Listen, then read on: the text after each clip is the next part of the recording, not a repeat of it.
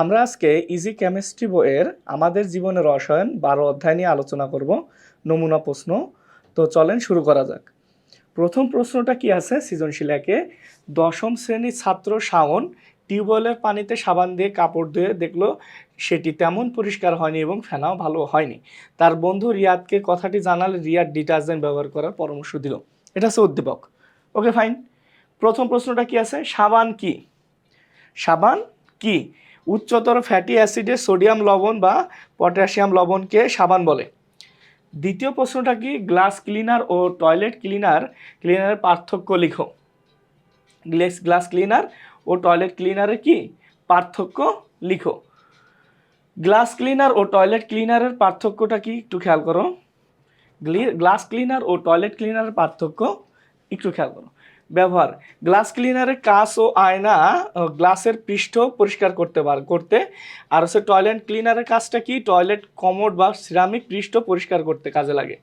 রাসায়নিক প্রকৃতি কি, সাধারণত মৃদু হালকা ক্ষারীয় হয়ে থাকে আর এটা সাধারণত শক্তিশালী বা অ্যাসিডিক হয়ে থাকে। এটার মূল উপাদান কি, এটার মূল উপাদান হচ্ছে অ্যামোনিয়া বা অ্যামোনিয়াম হাইড্রোক্সাইড। যে তোমাদের এখানে এমসিকিউতে যে কোনো একটা থাকতে পারে, অ্যামোনিয়াম হাইড্রোক্সাইড বা অ্যামোনিয়া, যেটা দুটোর যে একটা দিলেই হবে, কোনো সমস্যা নেই। এরপরে টয়লেট ক্লিনারের মূল উপাদান হচ্ছে HCl, এটা অ্যাসিডিও হয়ে থাকে।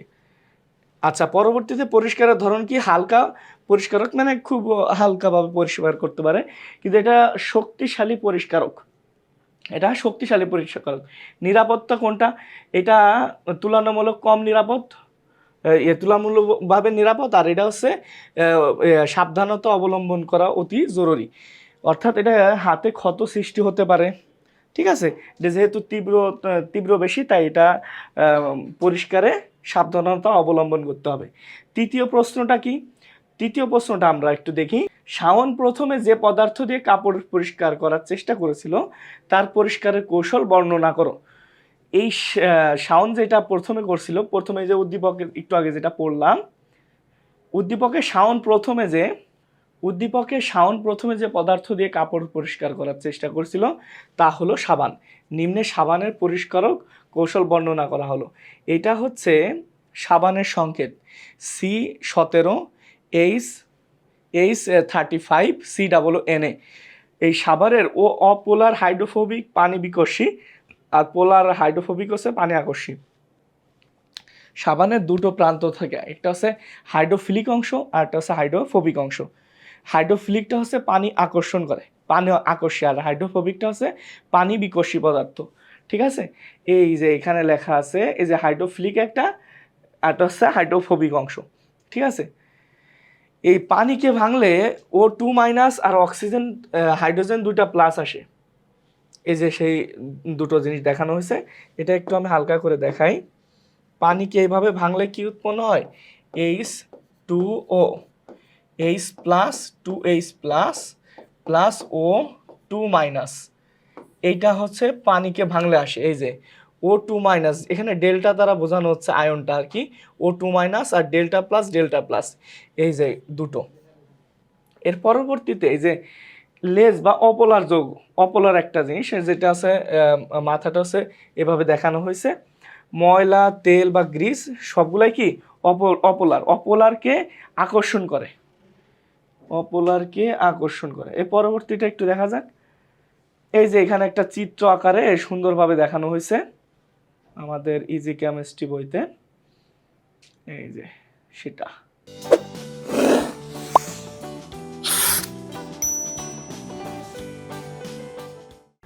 এই যে সাবানের অপোলার অংশ, একটা অংশ হচ্ছে কি করে, তেল বা গ্রিসকে আকর্ষণ করে, আরেকটা অংশ হচ্ছে তেল বা গ্রিসকে কি করে, বিকর্ষণ করে দূরে সরায় দেয়। এই যে সাবান হলো উচ্চতর ফ্যাটি অ্যাসিড, এই যে এটা ফ্যাটি অ্যাসিডে সোডিয়াম লবণ বা পটাশিয়াম লবণ। তারপরে কি লেখা আছে, এটি একটি দীর্ঘ শিকল হাইড্রোকার্বন অণু, পানিতে দ্রবীভূত অবস্থায় এটি ঋণাত্মক চার্জ বিশিষ্ট সাবান। এই যে R-COO, এটা হচ্ছে ঋণাত্মক পার্ট আর এটা হচ্ছে ধনাত্মক পার্ট, দুই ভাগে ভাগ হয়। সাবান আয়নের এক প্রান্তে ঋণাত্মক চার্জ যুক্ত থাকে আর এই প্রান্ত পানিকে কি করে, আকর্ষণ করে, আর যেটাকে কি বলি হাইড্রোফিলিক অংশ। আবার সাবান আয়নের অন্য প্রান্ত তেল বা গ্রিস দ্রবীভূত হয়, এই প্রান্তকে হাইড্রোফোবিক অংশ বলা হয়। সাবান যখন পানির উপস্থিতিতে তেল বা গ্রিজ জাতীয় ময়লাযুক্ত কাপড়ের সংস্পর্শ আনা হয় তখন তার হাইড্রোফোবিক প্রান্ত তেল বা গ্রিজের দিকে কি হয়, তেল বা গ্রিজের দিকে আকর্ষিত হয়, এতে দ্রবীভূত হয়। অন্যদিকে হাইড্রোফিলিক অংশ পানির দিকে আকর্ষিত হয়ে পানির স্তরে প্রসারিত হয়। তো এইভাবেই হচ্ছে কি হয়, ময়লাটা পরিষ্কার হয়ে যায়। একটা হচ্ছে ময়লাটাকে কি করে, বিকর্ষণ করে, আর একটা হচ্ছে কি করে, পানিকে আকর্ষণ করে। তারপরে হচ্ছে মোচড়ানো হলে কি হয়, সেটা ময়লাটা দূর হয়ে যায়। পরবর্তী প্রশ্নে কি, পরবর্তী প্রশ্নটা কি লেখা ছিল, এই যে রিয়াদ কাপড় পরিষ্কার করার জন্য শাওনকে যে পরিষ্কারক দিছিল, এই যে রিয়াদ কি করছিল, তার বন্ধু রিয়াদ কথাটি জানলে রিয়াদ তাকে ডিটারজেন্ট ব্যবহার করতে দিল, ডিটারজেন্ট ব্যবহার করতে দিল। তো দেখা যাক ডিটারজেন্ট কিভাবে পরিষ্কার করে। রিয়াদ কাপড় পরিষ্কার করার জন্য শাওনকে যে পরিষ্কার সামগ্রী দিয়েছিল সেটি হলো ডিটারজেন্ট। শাওন যে টিউব অয়েলের পানি সাবান দিয়ে কাপড় ধুতে চেয়েছিল তা ছিল খড় পানি, তা ছিল কি পানি, খড় পানি।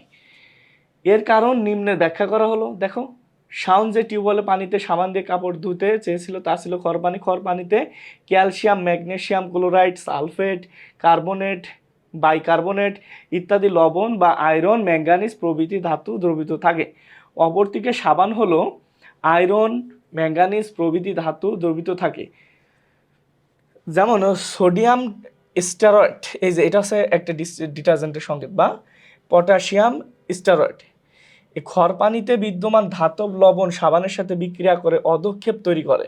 যতক্ষণ পানিতে এই ধাতব লবণ উপস্থিতি থাকে ততক্ষণ সাবান ক্ষয় হতেই থাকে, ফলে কোনো ফেনা তৈরি হবে না এবং কাপড়ও পরিষ্কার হবে না।